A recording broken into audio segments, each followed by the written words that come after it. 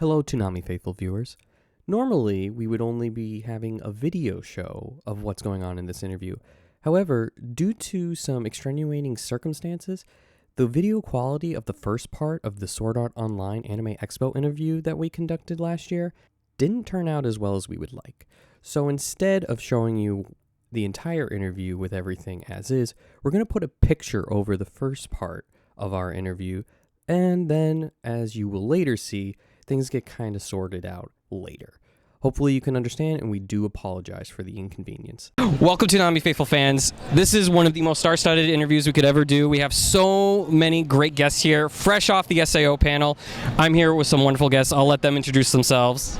Hi, I'm Bryce Papenbrook, voice of Kirito. Hi, I'm Kayli Mills, voice of Alice. Hi, I'm Alex Von David. I adapt and direct the English dub for Sword Art. I'm Jeff Burns. You can hear me all over the movie. The movie was actually really good. I enjoyed it a lot. So, now that Toonami finished, or it's about to, I'm getting so confused with my dates and stuff like that. It's about to finish the first half of Sword Art Online, and for the life of me, I have so much trouble saying it. Alicization? Alicization. We dealt with this last year when we announced it. I watched Jeremy say it first, and she got it perfect. But Alice, like her character Alice, right. Alicization. Alicization. How much was it fun, or for you, to get that call from this guy saying, hey, we got some more Sword Art to... Got a call from me. Oh, you didn't? Alex doesn't call me, no. He doesn't let me know. I show up and he's like, we have to record stuff. Because he's been writing all the stuff and adapting, and when Alex adapts, he spends a lot of time adapting, and when he's done, it's like a beautiful piece of art. Oh my gosh, his scripts are incredible. I mean, really, really incredible to work on. Like, I know when Alex has adapted a show, I'm going to go in there and everything's just going to fit up perfectly. That's awesome. How did it feel getting to be a part of such a monumental show like Sword Art? Honestly, especially as the character that you were too. Yeah, it's so crazy because like I've been a fan of SAO before I even like started working on anime, and I was at the... Never said a word about it. Never said a word about it. And I actually went to the movie premiere because I did some additional voices there, and I would have never thought that, you know, a year later I would be voicing one of the main characters in SAO, so. That's awesome. And Alex, this has to be like your baby, I guess, out of all the projects you've done, like something that you've brought English dub to Sword Art, one of the biggest franchises, I think, in anime for quite a long time.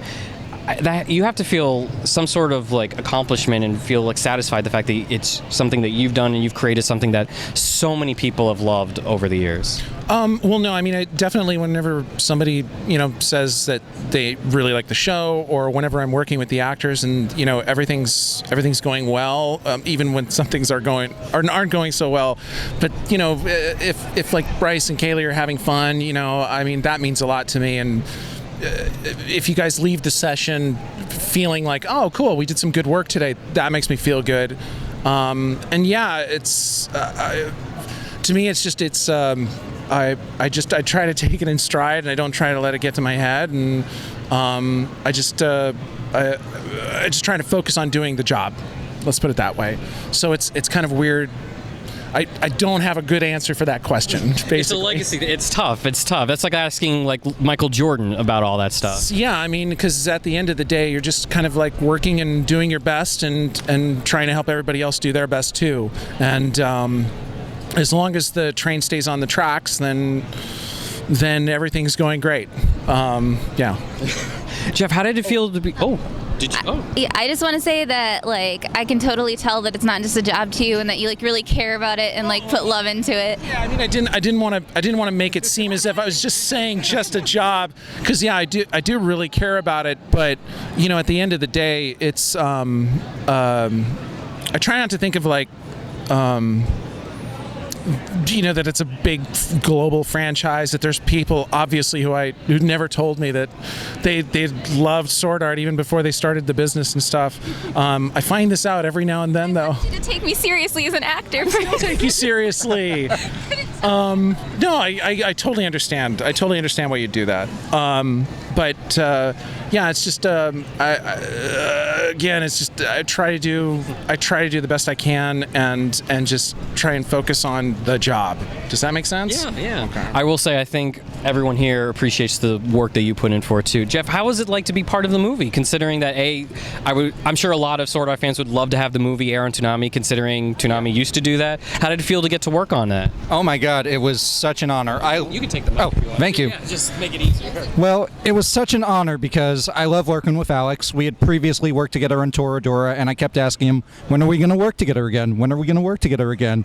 Then I got the email, and then I went up to Burbank the very next day, and it was just so much fun playing around with everyone. Kayli was in my session. We just had such a blast recording for those 3 hours.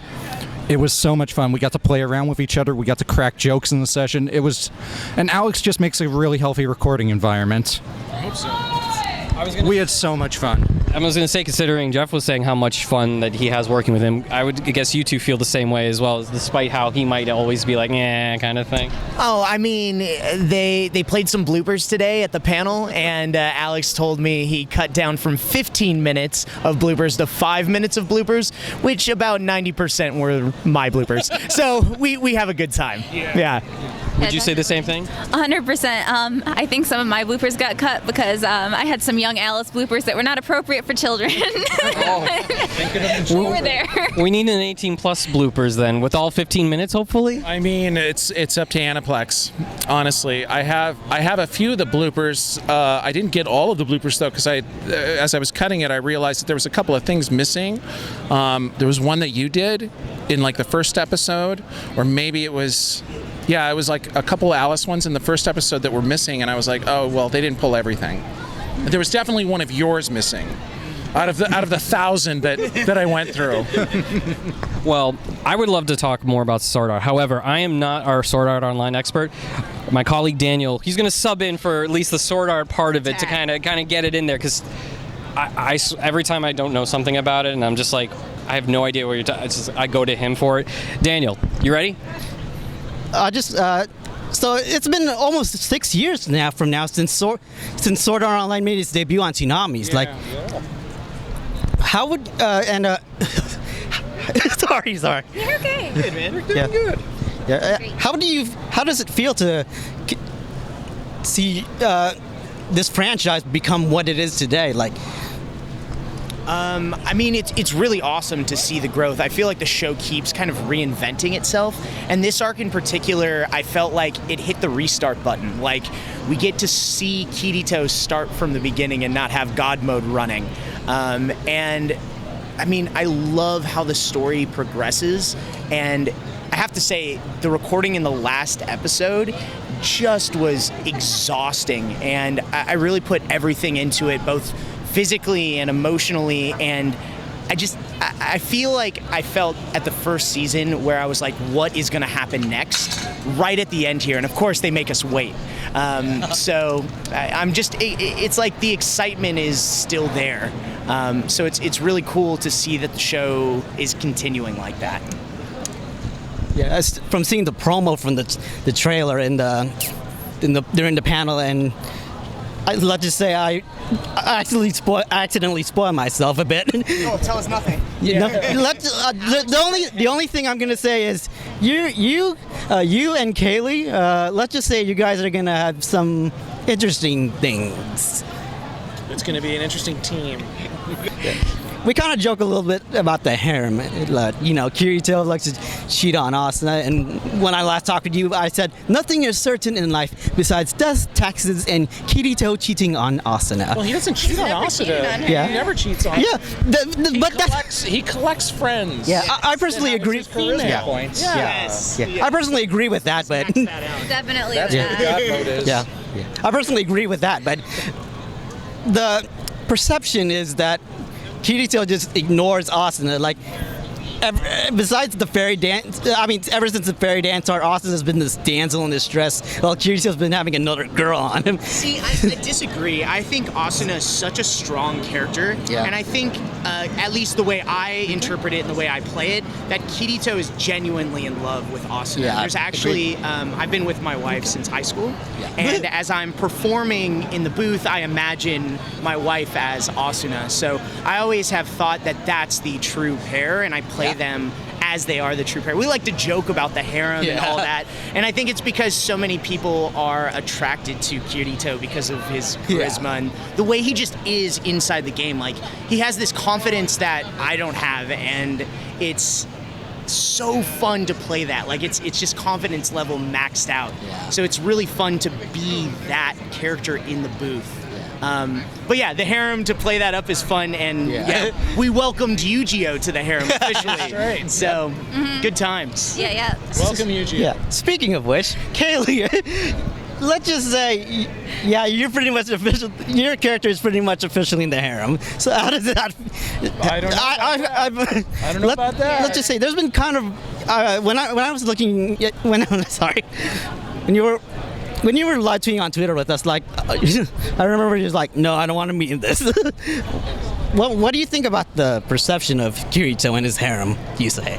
Again, I think it's something like people kind of joke about and stuff, but like 100% I can always tell that like Kirito loves Asuna, and there's like, he never for a second thinks, like, he might get in an awkward situation with the girl, he's like, oh, but like, it never is like, oh, maybe I'll consider doing this instead of Asuna. No, always Asuna. And I think for Alice, it's more like she's never really, as Night Alice, experienced a friendship. So like this whole thing is new to her in that way. I don't think it's like a whole romantic thing. Yet. There's still time. I started reading ahead too. I won't say anything. Don't worry. I already said I wouldn't spoil because someone's like, tell us how you feel about the light novel. So I was like, not spoiling it. Yeah, I signed an NDA. Oh, there you go. So this might be a spoiler, but for anime spoiler. The last 2 episodes pretty much just tells. Basically, there are 2 Alices. Like, due to the triangle. I forgot what it's called. My brain triangle. The brain triangle thing. Like, that's not the correct term. The underwear that Kirito shoved in her eye. Integrity. Thank you. Yeah, basically there are 2 Alices. The one that grew up with Yu-Gi-Oh and Kirito when he joined in, and since it's 30. How does it feel to have pretty much 2 sides, so to speak? It's really interesting because more than 2 sides, it's like they really are 2 different people. So like you have, the Alice Zuberg and then Alice Synthesis 30, and when she, figures out what's happening, it's dealing with her feelings of like, oh, I'm in someone else's body and I don't deserve this, and like, how am I going to like be worthy of this? And it's a lot, and I really have enjoyed her journey, but it's painful. Well, Alice does have a bit of a silver lining, so to speak. Ever since what happened with Yu-Gi-Oh, at least he took the Alice he grew up with him. All right, I got one more question for you guys. What do you think? What's on your personal wish list on what do you want to see for SAO in the future, like the second arc and beyond? And what should fans look forward to? I have no idea what happens next because I have not cheated and looked at the light novels, guys. Yeah, I know, it's your job too. But I hope we continue to get the action like we got in this first half of the season.